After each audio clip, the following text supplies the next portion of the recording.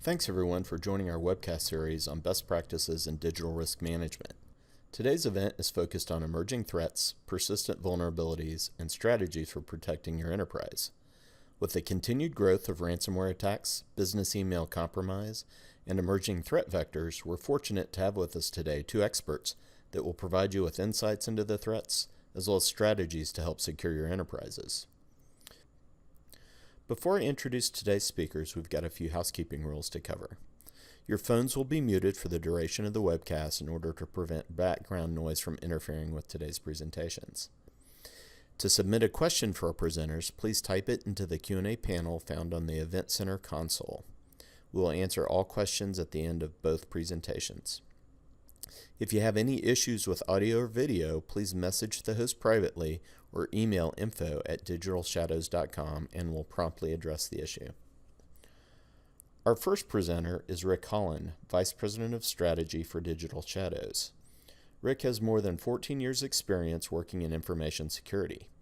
Prior to joining Digital Shadows, he was the Vice President and Principal Analyst at Forrester Research, providing strategic guidance on security architecture, operations, and data privacy. Rick also served as an intelligence analyst in the U.S. Army.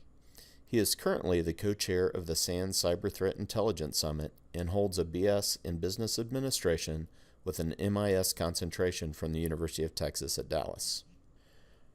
Joining Rick is Adam Karcher.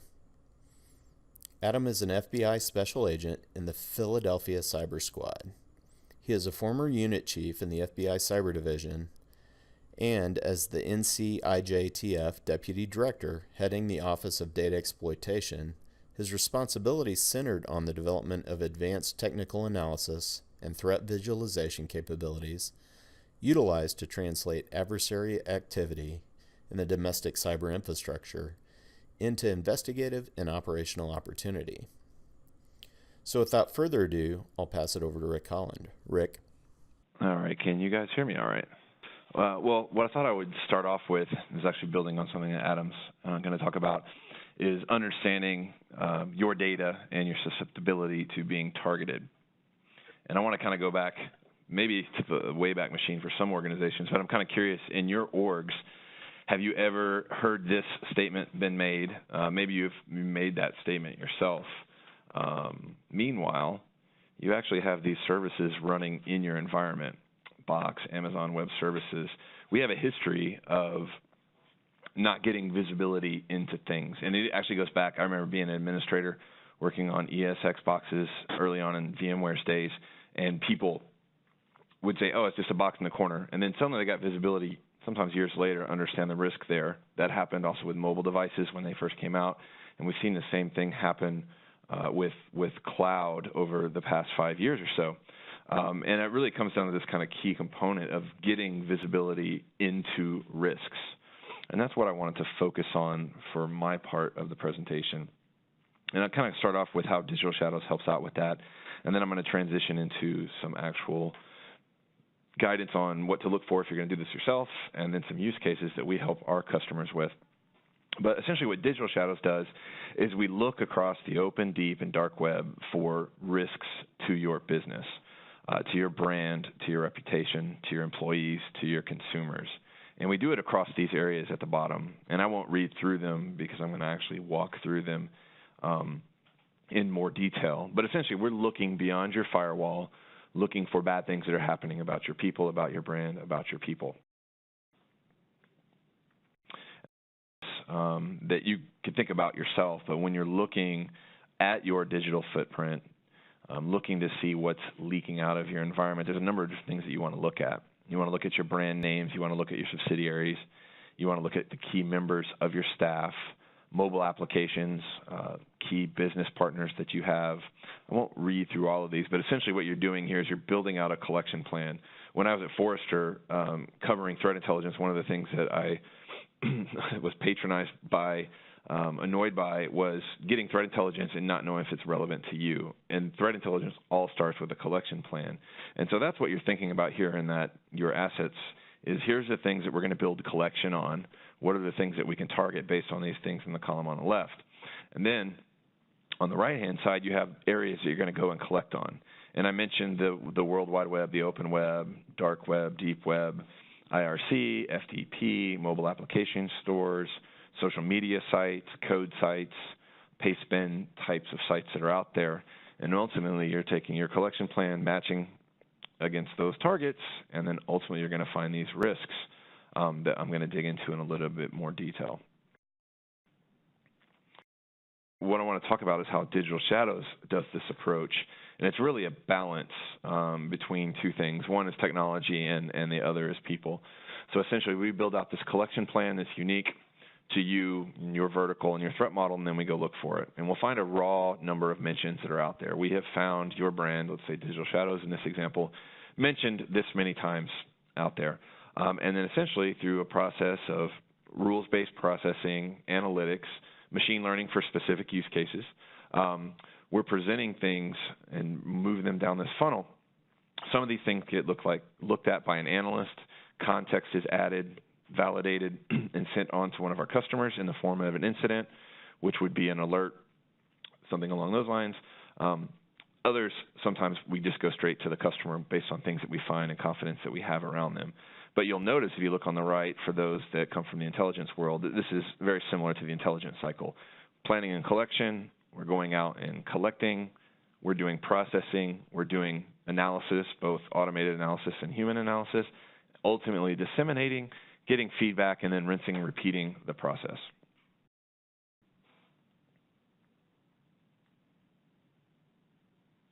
Let's see if I can click right. What I thought I would do is walk through some examples of the types of things that we're looking for when trying to understand digital risks beyond your perimeter. And the first is cyber threats. And so this is kind of the traditional threat intelligence business that we have, understanding threat actors that are targeting you, be it a hacktivist that's talking about targeting you publicly. In this particular case, and this is kind of an interesting example for me to use as well, in this case, we have a threat actor who is talking about vulnerabilities that they have found on a person's transport company, in this case, in their environment, in their Windows CE devices. Here, it's AlphaBay, which is a little bit ironic because AlphaBay no longer exists. A lot of conjecture as to what has caused this. Most recently, Wall Street Journal has said a law enforcement interdiction has taken AlphaBay market down, but it's been down just over a week. But here we're going out and looking about how adversaries are talking about your brand, your organization, and then feeding that information back to our customers. At your data. And I guess one thing that's important to mention is, we're monitoring and we're managing and mitigating, so it's not just enough that we're going to alert. We actually have a takedown service where if we find data out on a particular site, we can actually go through this full-on takedown service, multiple languages support, and have that content removed. Now, in the case of the previous example with AlphaBay, you wouldn't necessarily be able to get content removed from those sorts of sites, but there's plenty of providers that you can get content taken down. With the data, we're looking at things, could be structured data, personal health information, personally identifiable information, could be BIN numbers if you're into credit card, payment card fraud, could be unstructured data that we're looking for, code names, plan names, and things like this. This has got particular interest lately because we're now less than a year out before GDPR is in full effect. And wouldn't it be nice to kind of know what your footprint looks like before that goes into place and have an idea of what risks you might have. Next up, I want to talk about your brand's exposure. So this is one example of many that we're doing. In this particular case, it's oftentimes of interest of our e-commerce and retailers, is looking at counterfeit coupons. Now, I don't have an example from a specific customer, but this is an example from a conviction in 2016, last year, of someone that was creating these coupons, selling them on the dark web, Silk Road in this example. People were able to buy them and then commit fraud against organizations. Other things that we help our customers out here is people setting up typo squat domains, trying to phish your staff, your consumers, fake social media sites, things along those lines. IPs, very important people in your organization. Now, this doesn't necessarily have to be your C-suite. This could be a domain administrator that might be targeted, something along those lines. The example I wanted to use here is actually an FBI data chart, and I thought it would be good just because Adam's on the line with us, and he's back now, so when I wrap up, we'll switch back to Adam. But here, this is a FBI graphic that they use on business email compromise. So one of the things that I often talk to clients and prospects about here is how likely is your executives to be socially engineered with a Beck attempt. So perhaps there's a VIP that's talking about their traveling, going to conferences, things along those lines, and then someone uses a pretext of that person traveling to come back to the CFO and say, hey, I'm on the road at this conference. Please go ahead and authorize this wire transfer. And then it's a billion-dollar industry that's out there. So just getting an understanding of what the digital footprint looks like for your high-value targets, geotagging, their travel plans, are they linking information, even information about their family that might be of concern, is something that we should think about.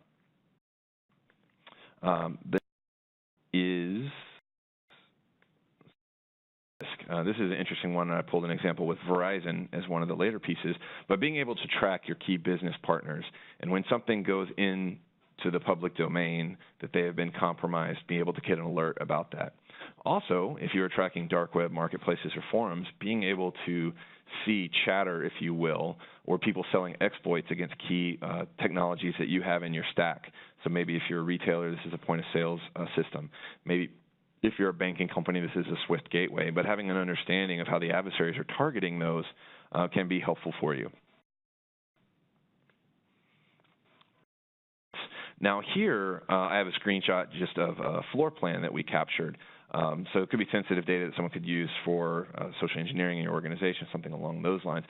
One of the more common examples that I couldn't show you an example of is here is physical threats against one of our customers. So we might track someone's location of an office space and try to understand what's happening in that area. Is there some sort of threat? Maybe it's protests, something along those lines that you need to be aware of. Other cases, it might be you have an annual event that generates 60% of your revenue, and you want to get a feel for what threats could be coming that could cause a problem for that, and being able to track those. And then of these digital risks that we're helping our customers understand is looking at your infrastructure. So we're doing passive infrastructure assessment of your digital footprint, looking for new services that come online. We're looking to see if those, which could be particularly helpful. Of course, I have WannaCry and we have Petya as examples, and I know Adam's going to talk a little bit about ransomware in some of his slides. But what are the vulnerabilities that you have? Do you have a new service that's vulnerable to SMB1? It's running that service that needs to be patched. So just having a backstop to your existing controls, because it can be quite difficult to manage a vulnerability management program, particularly for large organizations that have grown through M&A. A couple things, of course, this isn't the order that we're going to go because we're going to pass it back to Adam, but a couple components here. If you're interested in understanding what your digital footprint looks like across these 7 areas that I've talked about, let us know. We can give you a free tailored look at that. We also have an intelligence summary that we send out on threats with analysis from our intelligence team, and you can subscribe to that for free as well. And then finally, for those of you going to summer camp, a week after next in Black Hat, we can arrange time to talk with you individually. We have an event on Wednesday night at Fleur. And then we also have, I kind of like this theme as kind of a geek, a summer camp theme. So we have these cool T-shirts here, giving away a Yeti cooler. And then we're also going to have s'mores in our booth as well. So with that, let me go ahead and pass it back to Jeff so he can pass it back to Adam and let him kick off his content. Thank you for that presentation, Rick.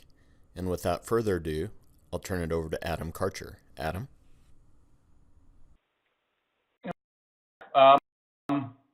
My name is out of the Philadelphia division. I most recently transferred. I spent a good 9 years at Cyber Division headquarters down in D.C., working out of the Hoover Building and in our various offsites. I spent the bulk of those 9 years working at the NCI-JTF, the National Cyber Investigative Joint Task Force, primarily on national security threats, but I've been a cyber agent for almost 14 years, so I'm exposed to quite a lot of the entire spectrum of cyber issues that are affecting sort of the global infrastructure. So my presentation today is going to kind of go through, in general, what our optic is from the FBI and the U.S. government, both as an opportunity for commerce and free exchange of information, all the way through to the the use of information technology to affect terrorist threats and nation-state sort of priorities. Let's see. Slide is our then director Comey at a security summit conference a couple of years ago. Mainly, I mean, it's just I have shared this philosophy for a while, but I haven't seen it put so succinctly, except for this example, where we are, recognizing that sort of already shrunken the world. It's taken what used to be a 2-week journey over a steamship or taps on a telegraph wire. It's transformed that into instant remote access and rich communications. And so we, as an organization, and law enforcement in general, and governments even more generally, have to understand how we can cooperate to police is the wrong word, but cooperate to help mitigate those that would do damage to commerce and communication for various purposes, which I'll get into a bit later. And also, that's sort of a second key point is that the private sector sees all threats. Hacking the FBI and other, DOD and entities like that they're getting at us because we are a large profile target. They want to understand what we're attempting to do, and they want to affect our ability to do it. The private sector sees everything. It sees ransomware attacks. It sees theft of intellectual property, extortion. It sees all sorts of things, corporate espionage, government espionage. So us engaging better with the private sector has been a goal for quite a long time. Overview of FBI cyber in general, to include our global footprint, some challenges that we see working with cyber as a medium, as a domain, and again the importance of the partnerships, working with both private sector and other government organizations, and both inside the U.S. and globally. Some emerging trends, and then obviously time for questions about what I speak about. The program actually spans the entire organization. Technology has taken business from files and paper through full digital electronic commerce. Information systems spread across the entire organization, obviously. So from our perspective, we are both operating a traditional technical support and information sort of net defense, defending our perimeter, defending our information systems, providing technology for us to do our jobs. And so those are the aspects of the organization that are engaged in high technology crimes, either for the pursuits of counterterrorism, counterintelligence, criminal sort of enterprises, and the like. Shows the roles and responsibilities broadly that the U.S. government has which organization, which covers, and it covers which domain. Now, you would probably not guess this, but this slide took, I think, over a year to negotiate between the member organizations. Everybody had to craft the words incredibly specifically. But you can see, so DHS manages the protection, prevention, mitigation, recovery. That's more on the wire type stuff. They're obviously issuing bulletins, maintaining infrastructure, and assisting governments and organizations and companies that are the victims of these large-scale attacks in getting their infrastructure and things back online. The FBI does a protection mission, obviously, and prevention mission, but we do it from a different aspect. We're playing this long game when it comes to protection. So while we won't come in, assist in network recovery, we'll endeavor and everything we do, we're endeavoring to understand the adversary, understand the threat, so we can mitigate it long term. Now that opportunity might allow us to work specifically on networks that have been compromised in concert with those organizations that own them to help us affect that long-term goal. But and if you're looking for cleanup and guidance in those areas, the FBI just does not do that. And obviously, the DoD/NSA is again more of a long game, but they operate almost exclusively in foreign space.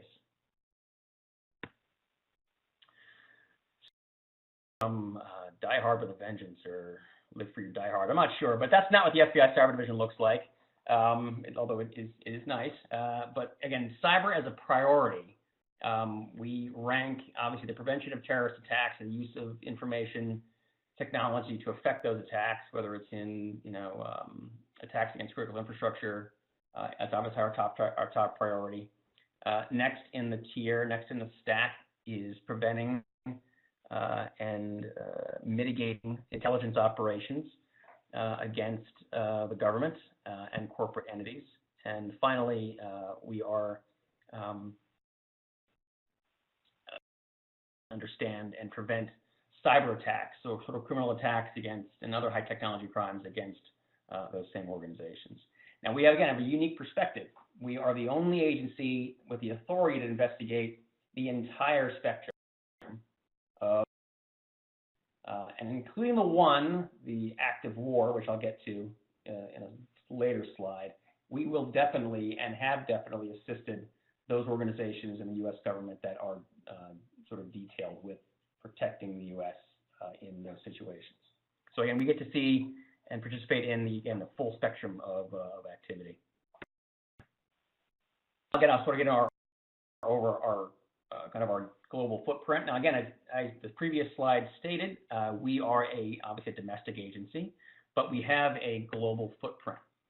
So we have roughly 64, it's always in flux, 64 offices where we maintain legal attachés. So those are FBI personnel that are stationed in embassies globally. And in some of those embassies, we have dedicated cyber personnel that are there either on a permanent basis, so they'll go for a 1 or 2 year term, or we can surge and have surged cyber experienced and cyber savvy agents to LEGATs on a more temporary basis. We are constantly doing assessments on which countries, both as a potential target with some of our partners, and those countries which have a significant threat, whether it's the typical Nigerian scams or terrorist intentions. We will surge FBI cyber experienced agents to those regions to help us again collect and mitigate and understand the threat. We have 8 permanent, as mentioned. Some of these are temporary. We are again always surging and moving personnel. The FBI is a very mobile organization, so we can surge as required to address emerging and evolving threats. But recognizing that just a few years ago we didn't have any cyber ALATs. Cyber, as was rapidly accelerating, and we recognized the need to have our cyber footprint outside of the U.S. again, for the interest of both, again, assisting our partners, assisting sort of the global understanding of threats and helping to mitigate those. Again, anything that affects Europe will likely also affect the United States. We are, again, playing this long game to assist us in our endeavors to mitigate the threats and prevent them from executing their attacks.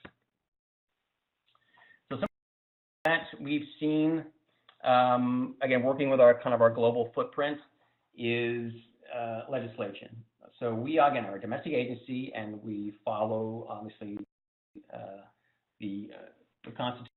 There's a further narrowing of our aperture that's provided by guidance and policy from DOJ, and there's a further narrowing of our aperture in order to, with internal FBI policy. So it's always at a minimum, going to be, obviously following the laws of the land, but with additional protections in place for the protection of privacy, and those things on those lines. But again, when you are working a global problem that is information technology and cyber, one country may have vastly different laws than we do.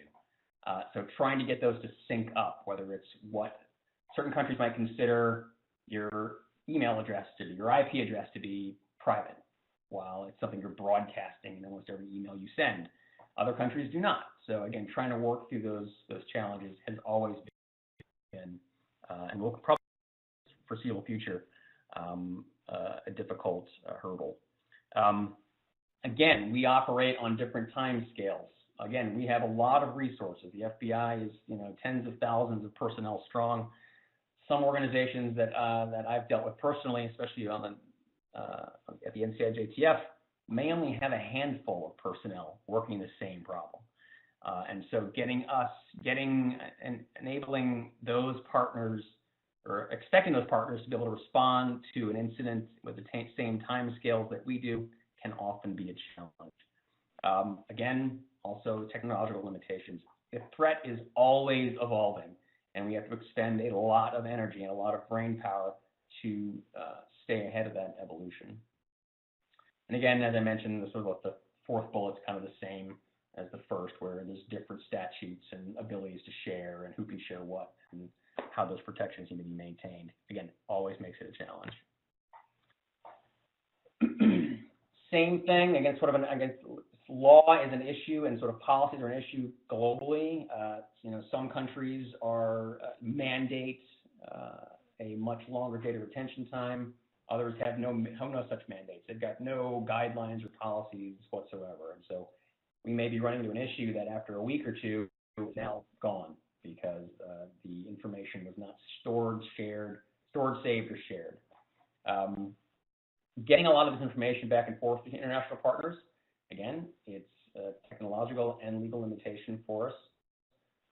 We're sometimes talking about terabytes or petabytes of information that we have got to get securely, maintaining chains of custody, maintaining the lines of evidence because a lot of, on the criminal side especially, our work is intended to affect a prosecution. And any hint of evidence mishandling or any potential question that a defense could, present regarding the handling of evidence, especially going across, country or national lines, is something we need to avoid. So everything has to be done. All I's have to be dotted, all T's have to be crossed. And again, cyber as an issue, or as a sort of a domain for the FBI, it's only about 11 or 12 years old. Prior to that, there really wasn't a cyber division.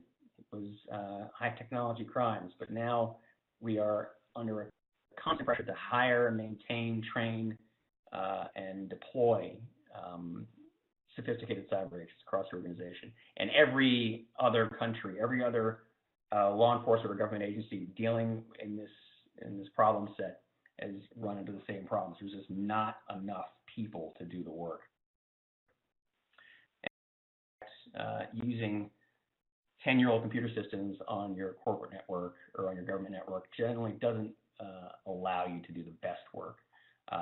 Again, we spend a lot of FBI and other government organizations in the U.S. spend a lot of time, money, and energy to keep the network and your ability to do your job at its peak. So again, recent slide, we're looking at internet population as compared to global population, and it is significant, especially in terms of growth.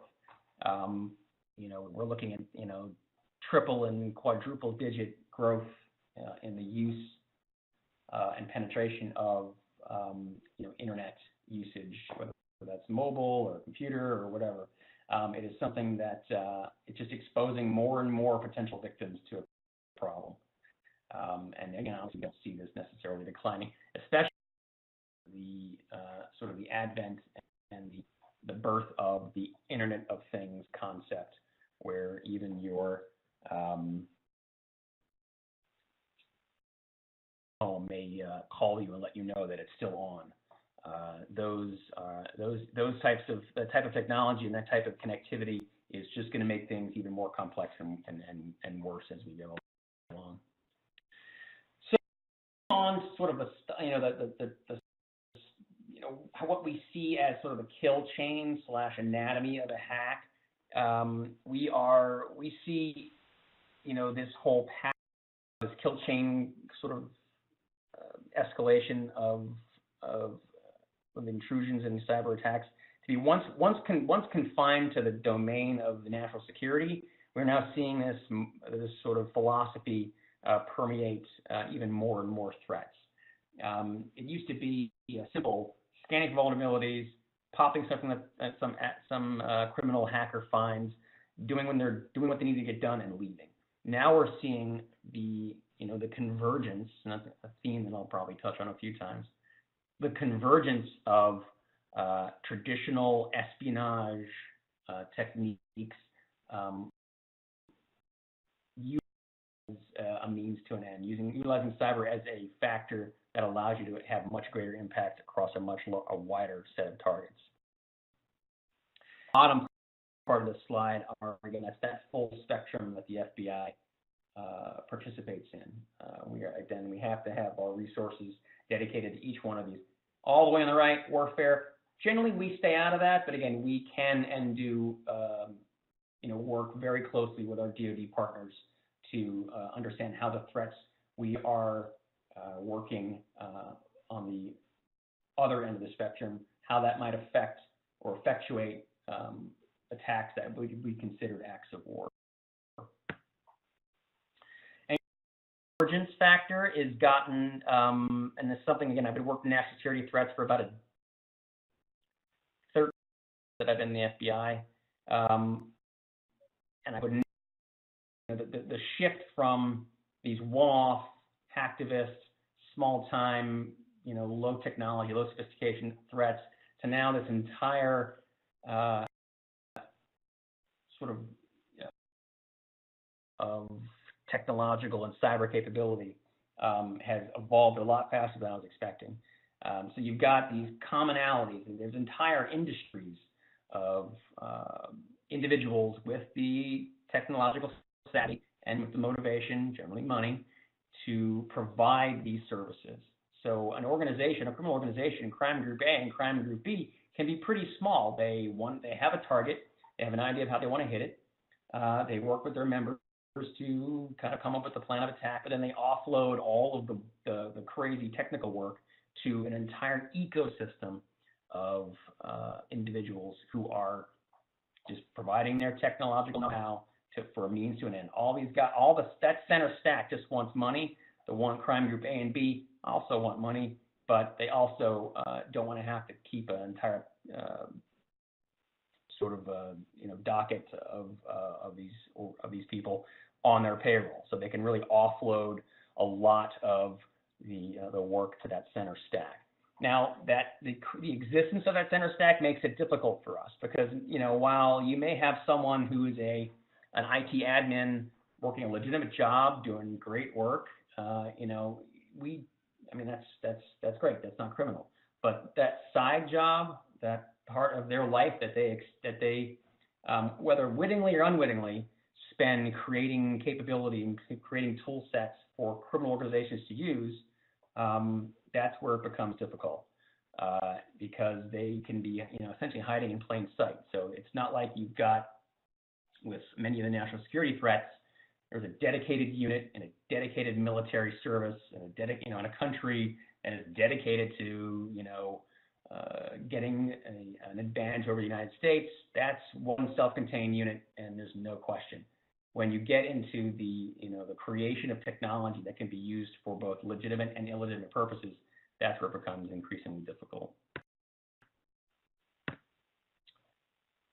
Again, as I mentioned before, we're facing global threats, and so we need to address them with that sort of mentality.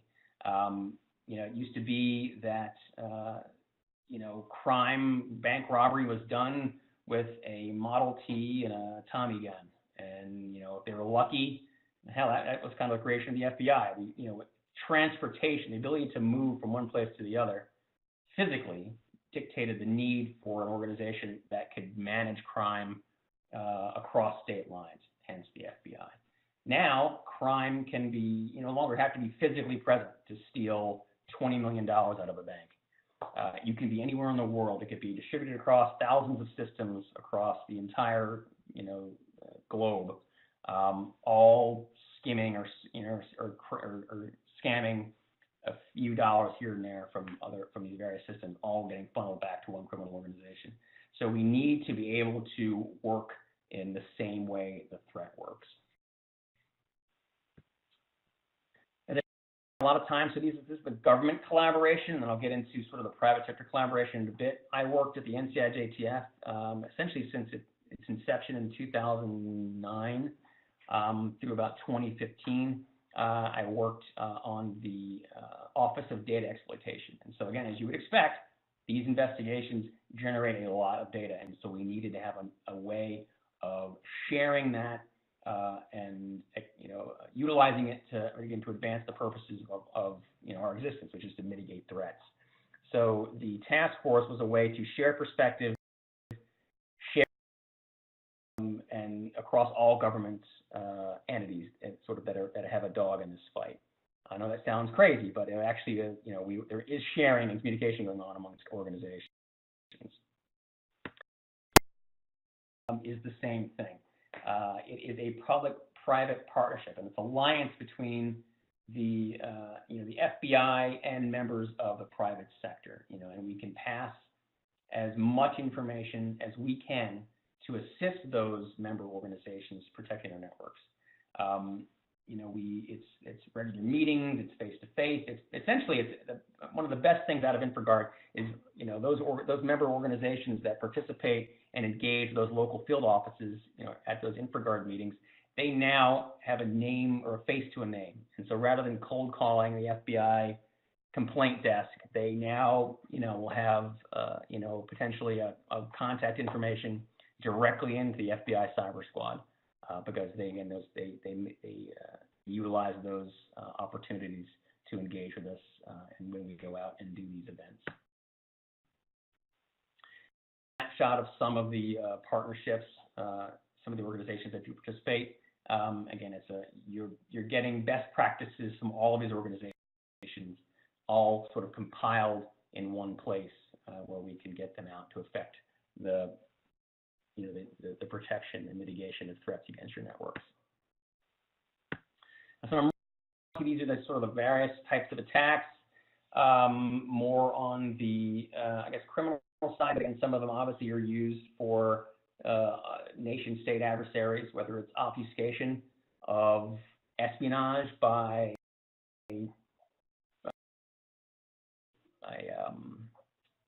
sort of a masking DDoS against an organization, or obviously theft of PII is very, theft of IP is obviously something that nation states, considering the United States as an innovator in many, many areas, it's a lot easier to steal 10 years of research than to expend efforts researching for 10 years. And obviously we've seen that over the years against some of the threats you would expect.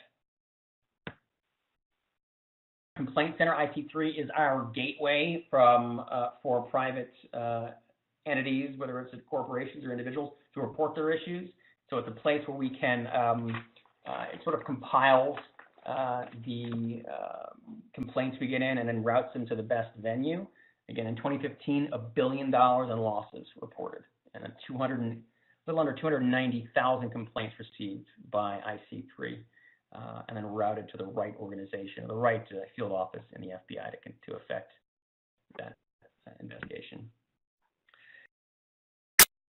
Loss, again, it's going to be business email compromise, about a little under $250 million loss. There's auction frauds, there's Nigerian 419 scams, there's advance fees, identity theft. Again, there's, you name it. If there's a way to make money, it's probably found a way to do it.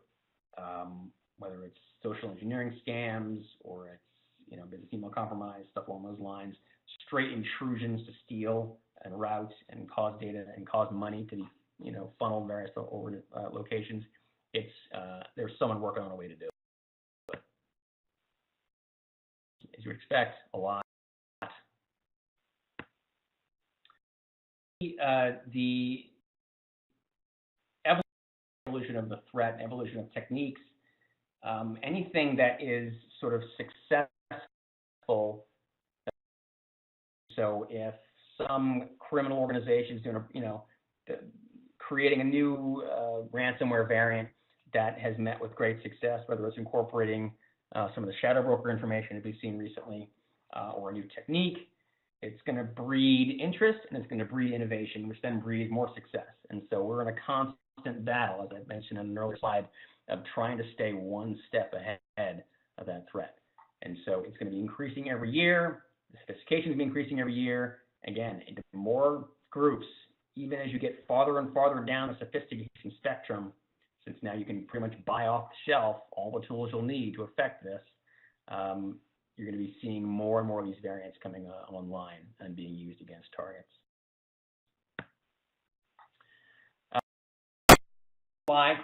Data breaches with PII, which obviously can be used for any number of further intrusions and further social engineering work.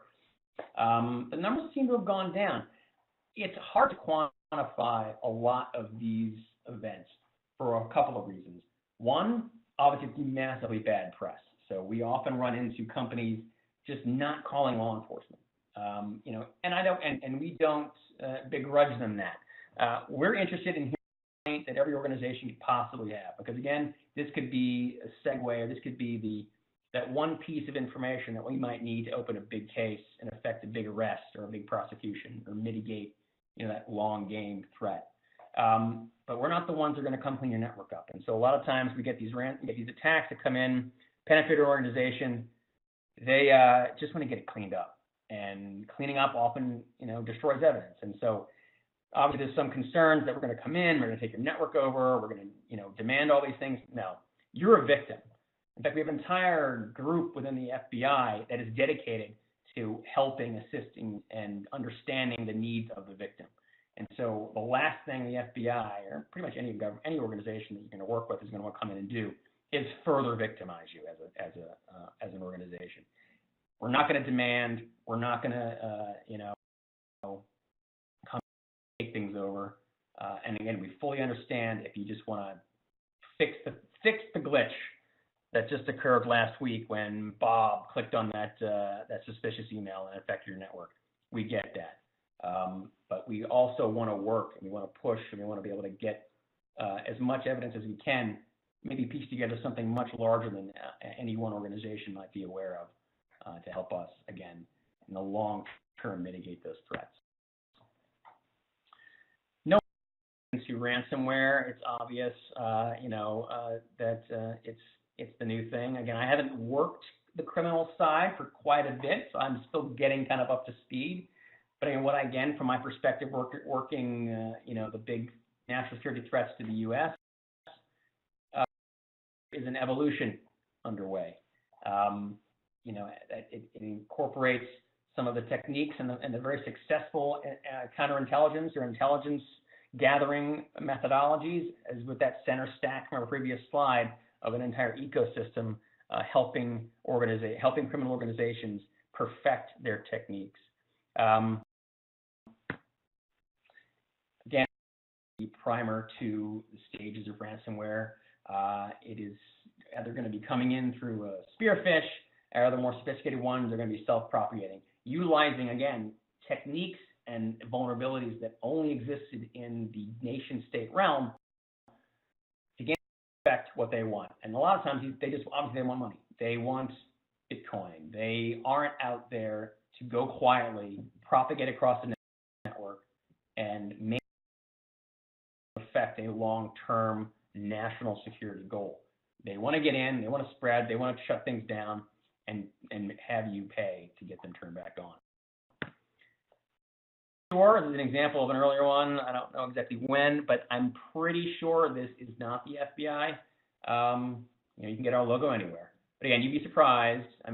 Years ago, I used to hear I'd get scams in email indicating that the FBI director has indicated an interest in my internet browsing activity, and I should click this link to make sure I don't get fined.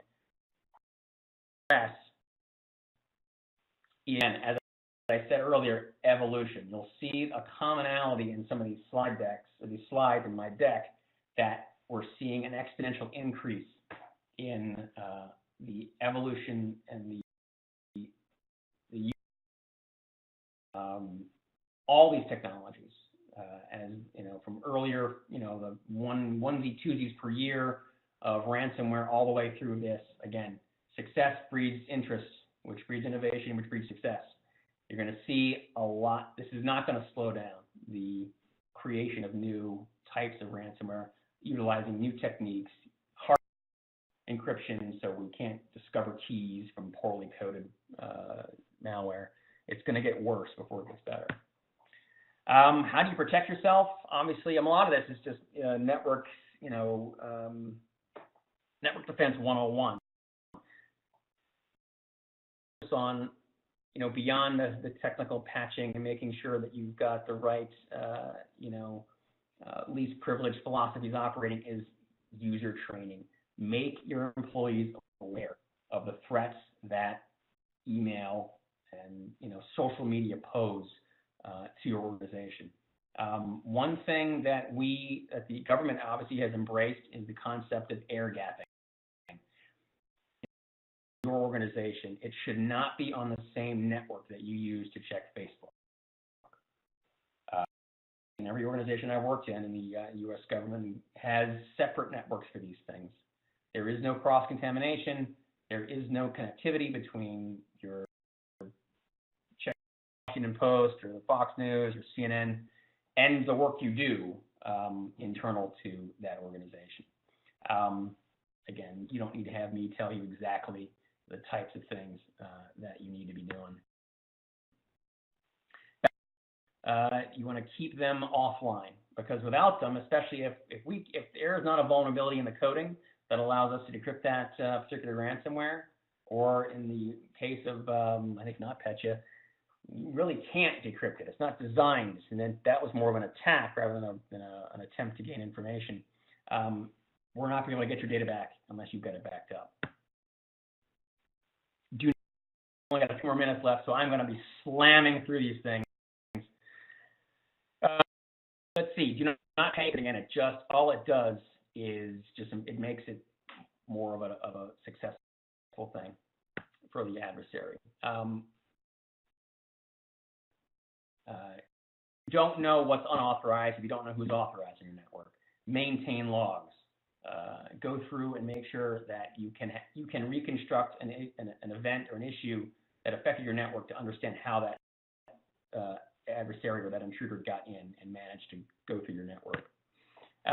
The other things, again, you have to consider how you're going to manage your data across jurisdictions. Us working cyber from an investigative side of the house, corporations run into the same issue, especially when they've got offices across the entire globe. You have to figure out a way to be able to, maintain and access and utilize that data that you've captured to help further protect your network. Motivation to get people to pay. It's not only is it data loss, it is also shaming, putting personal information out there for you to, you can sort of motivate you to pay. Again, it's all about motivation, a lot of these adversaries. As I mentioned earlier, we've seen intruder knowledge has gone in the toilet because you don't need to be, programming your code in assembly anymore. You can have an idea, I want to scam this company, and you can go buy everything you need to do it. So you don't need to know anything about how to actually affect that attack. Make things more complex. You see there's a lot of exponential curves, a lot of curves in my presentation. It's just going to get better before it gets worse. And unfortunately, the IoT apps are not tested for security flaws. They're about convenience, not about security. And that is going to be an issue, especially when you can rope in 5 million devices into a massive DDoS to affect your attack against a corporation. Everything, when you think about it, because all these technology is by design utilizing communications, and so anything that communicates for the purposes of affecting its mission is vulnerable to attack. This is a funny slide about what potentially could be happening in 5 or 10 years with everything being online. And a little section here, if I can squeeze it in, if not, just let me know, is the photo of a submarine battle, which is how it is sometimes hard to explain the massive amount of national security issues that are going on constantly.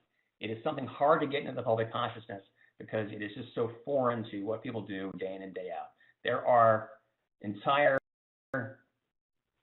groups within countries that want to do other countries harm, whether to affect their own agenda or to ensure that their technology and their way of life can withstand a global event.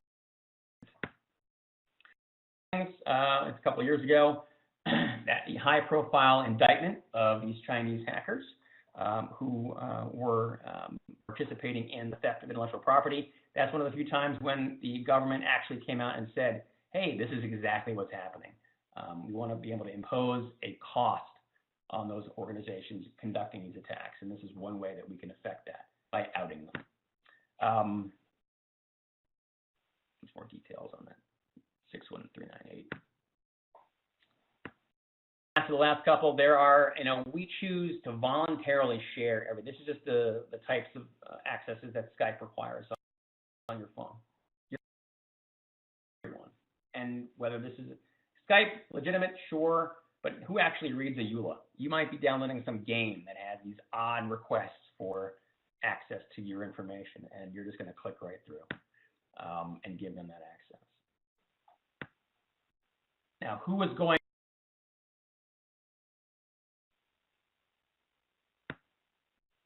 this is more information to share. Who's going to be using that?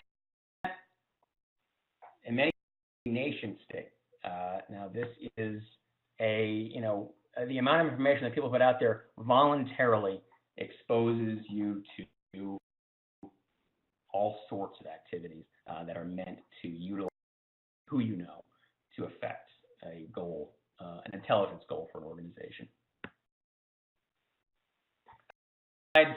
How do you protect yourself? A lot of this is common knowledge, but mainly you just have to understand that even the things you trust coming into your network, you might not be able to trust, whether that's for business email compromise or that's social engineering or other thing. You have to take a second before you really think, is this the right thing to do?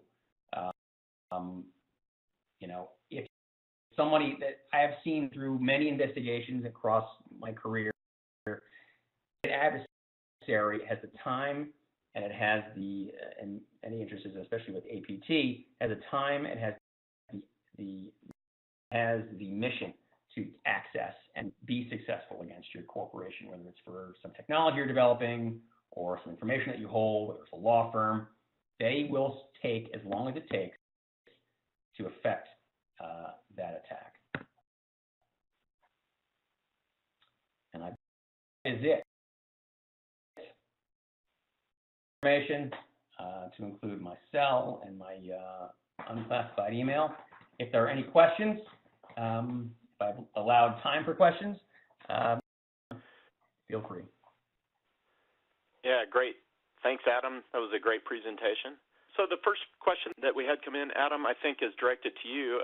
How often are you calling businesses that have been attacked versus, hearing from the businesses themselves first? Depends on which phase of my career we're discussing. So on the national security side, I'd say 9 times out of 10 a week.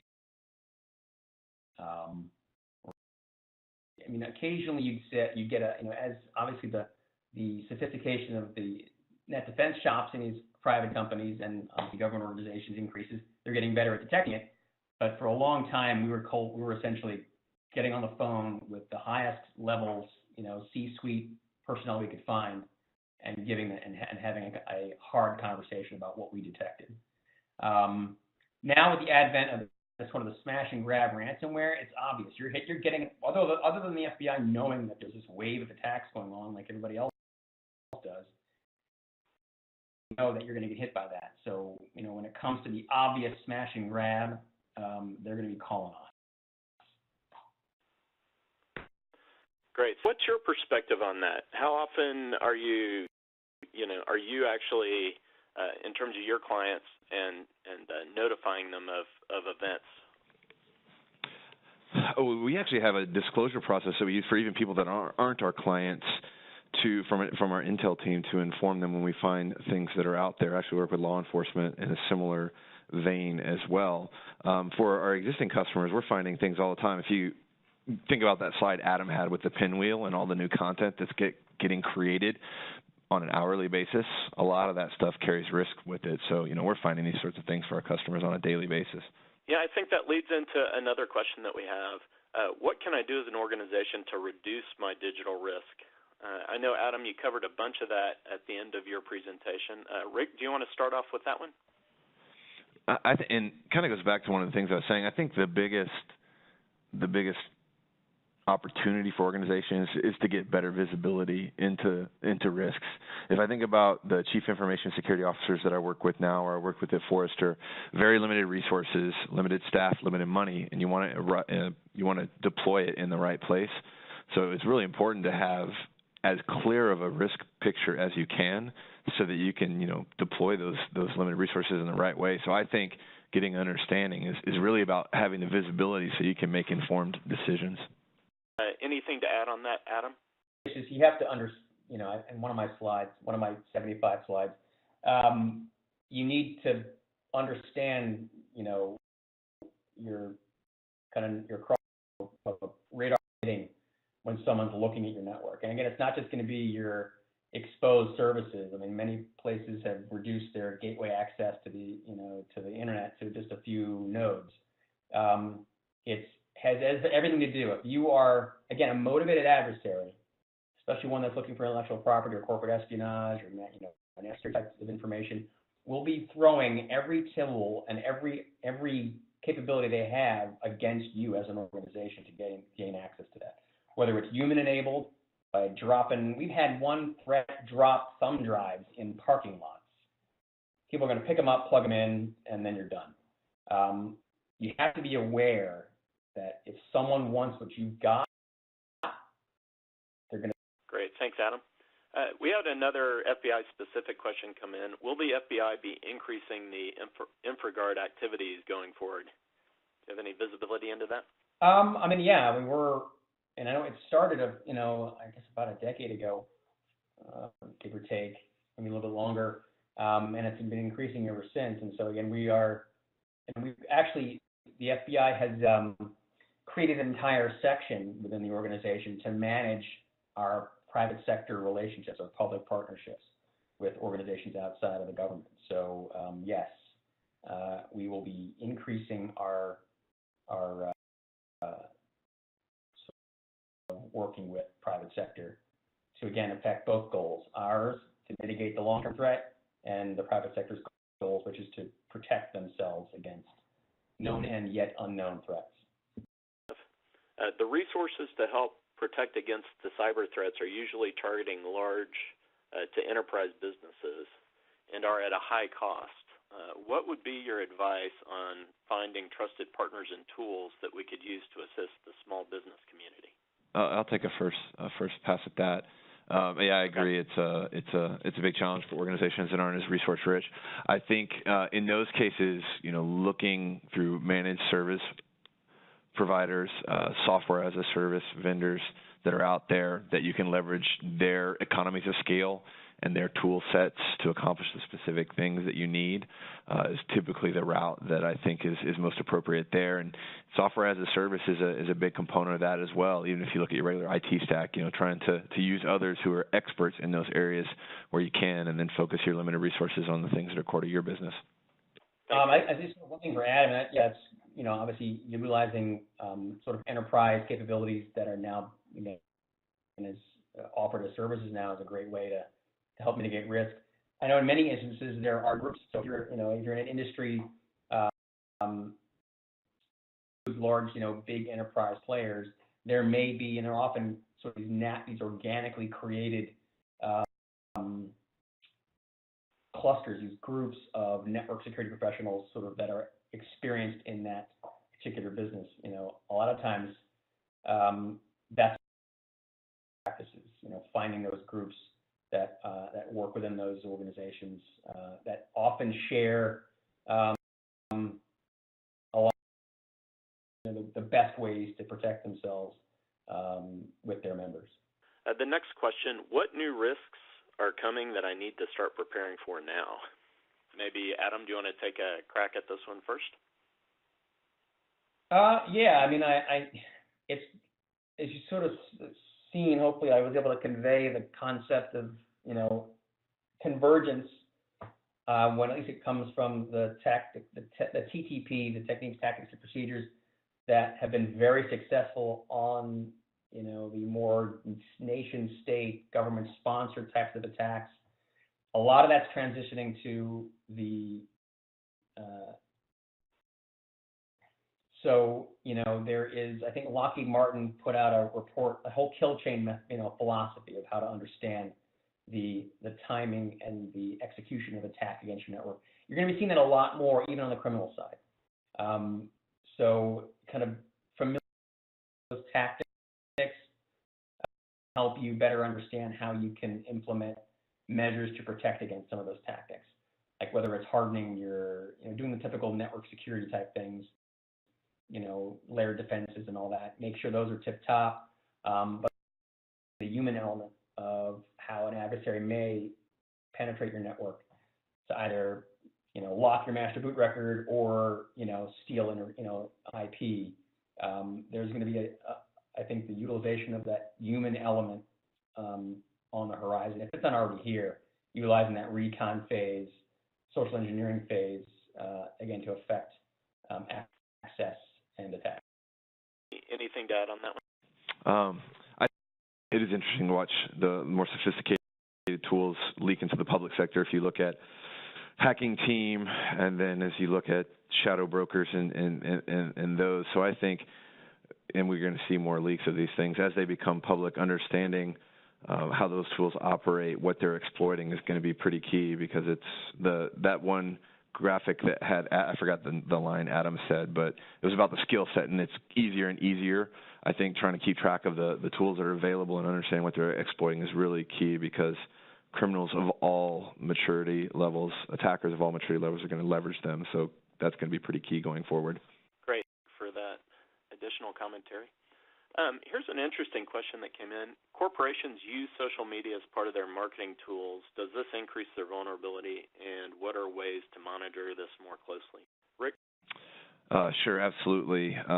Social media is up there with cloud and mobility as a way to engage with customers and consumers.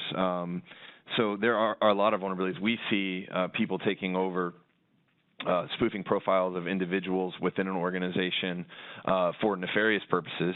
Also we'll see people that are spoofing profiles for like that, where they just want to impact the brand negatively, versus when I said nefarious before, it's more like a cyber threat perspective, social engineering for phishing or something along those lines. So there's APIs for the social media platforms that are out there. You can plug into them. You get a visibility of who's representing your brand, who's representing your high-value targets. When I mentioned VIPs before for digital shadows, that is one of the areas that we look at in general, is looking at social media and the risks that are associated with it. Thanks, Rick. Adam, do you have anything to add for that one?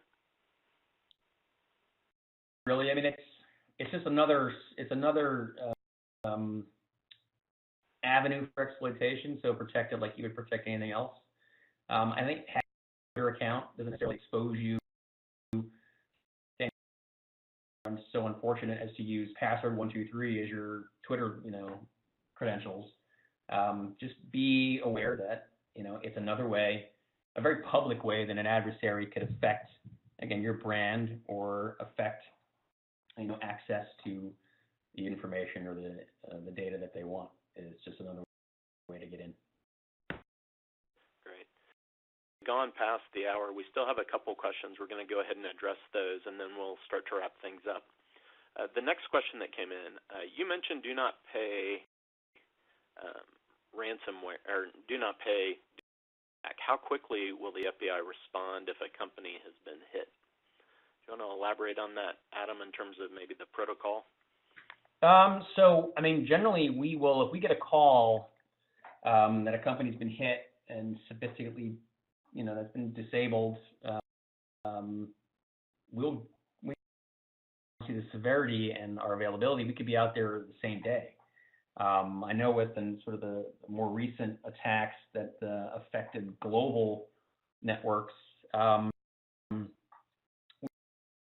of them, especially from our office in Philadelphia, we had agents on site to organizations in our AOR that same day, trying to, again, gather evidence, understand the severity of the problem. So yeah, I mean, it's can't always guarantee that if you've got 15 or 20 systems that got affected, that you're going to get lights and sirens out to your shop. But we're available, whether it's to the Internet Crime Complaint Center 24/7, or just picking up the phone and getting routed to the right desk in the office. We've got people sort of standing by, ready to to listen, to hear what you have to say, and to understand the best way we can apply our resources to, again, affect that threat. Now, it might seem that it's going to feel worse for the company that got hit, but you're more than likely going to be one of hundreds, if not thousands, of other companies which are also getting hit. And so that case might not be might sit in LA. And if you're calling, from Philadelphia, we might not be the office to work it, but we're definitely going to be able to take your information, do what we can to get you the resources to mitigate this issue, but it might get routed to an office halfway across the country. But we're definitely they're there to listen and do what we can. The last question that we have is, how are the organized crime groups that you mentioned actually laundering their money? Do you have a perspective on that, Adam? Obviously, the advent of gray market Bitcoin exchanges, I mean, there's going to be laundering. It's going to be, getting it, exchanging it, and then, exchanging it for another currency, whether it's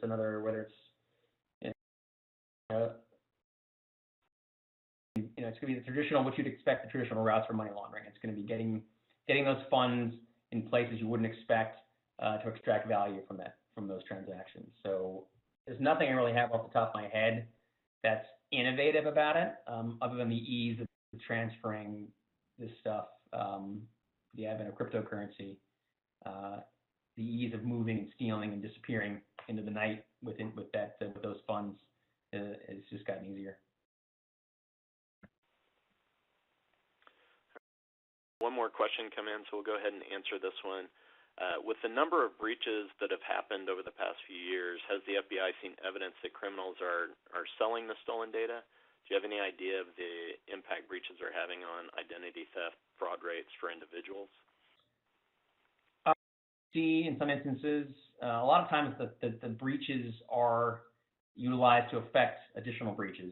So the more information they get, especially if there's, say, an organization, whether it's neighbor criminal, attacking healthcare information, it's going to be just more and better information to craft more and better attacks against a target. So knowing that I, as a government employee, have getting all my information from like the OPM hack, that's a lot to actually a further attack down the road. Now, some organizations, especially, you're gonna smash and grab, use it, and then immediately, like credit card information or transaction information, they're going to use that obviously to fill blank credit cards, go make purchases, and be done with it.